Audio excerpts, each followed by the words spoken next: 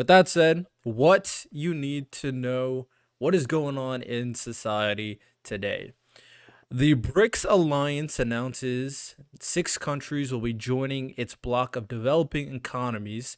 The alliance, comprising Brazil, Russia, India, China, and South Africa, invited Saudi Arabia, Iran, Ethiopia, Egypt, Argentina, and the United Arab Emirates to join starting January 1st. Now, there's some, voices from a lot of different sides. As of right now, BRICS currently represents 40% of the world's population, over 25% of global GDP. With the additional countries, they'll claim 46% of the world's population and more than 30% of the global economy as they try to replace the US dollar and try to replace the US economic power. With that said, if you look into GDP per capita, the America and its allies destroy all these other countries. So, not as terrifying as people try to make you believe, but it's definitely a situation we have to consider for sure. Another thing that's going on is the Maui County sues Hawaii Electric over alleged role in sparking deadly wildfires.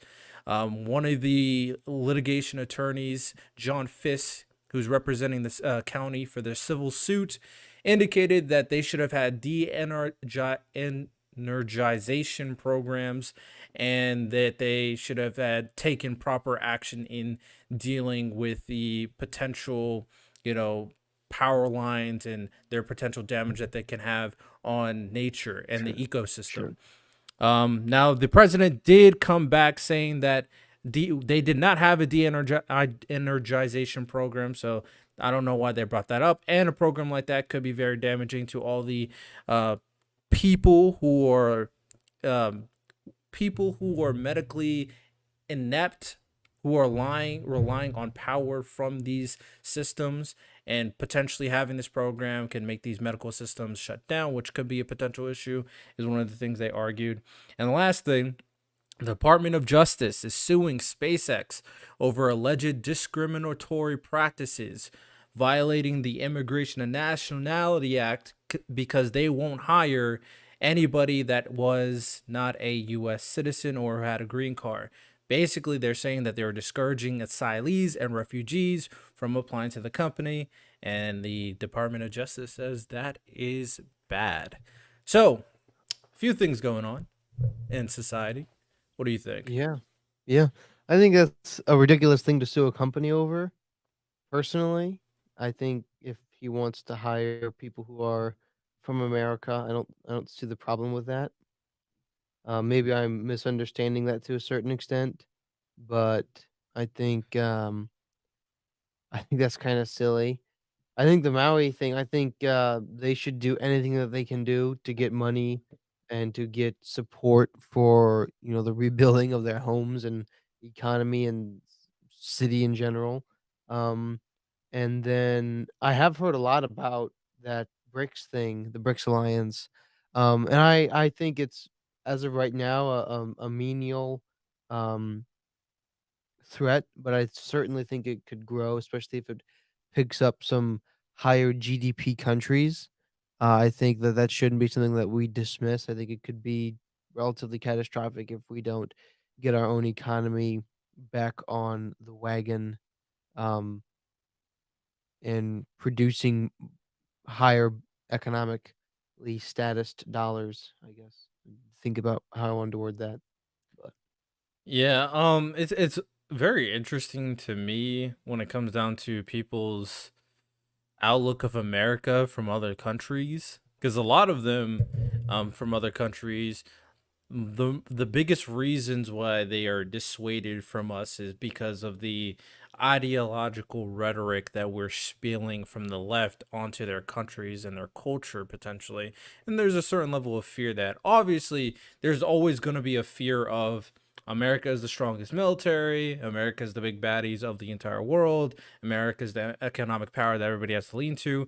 That stuff will never change. As an American, you never want it to change. But we should obviously make less reasons or put out less reasons for other countries to hate us as much as possible, other than the obvious ones. I think that will be Yeah, important moving forward for sure, especially since we're all becoming much more interconnected. yeah, I don't think there's much that we can do about countries hating us as long as we're acting morally and justly. Um, but certainly we should encourage people to be trading with us and to build alliances with our dollar, not trying to undermine our dollar. And that's I think one of the reasons that they're able to even undermine the dollar is because the dollar's been getting worth less and less over time, and so this is an ability when the hand is strong and it's worth investing with that, there's no reason to undermine it. Just like when you have a good just king or a good just government, you're not really concerned about undermining him. But when you know that he's weak and failing and not being the best that he can be, that's when you seek to undermine a government.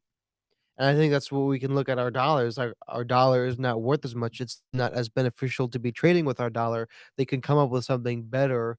And so of course they're going to try to undermine that. And I think that's what's going on right now. Yeah, I'm.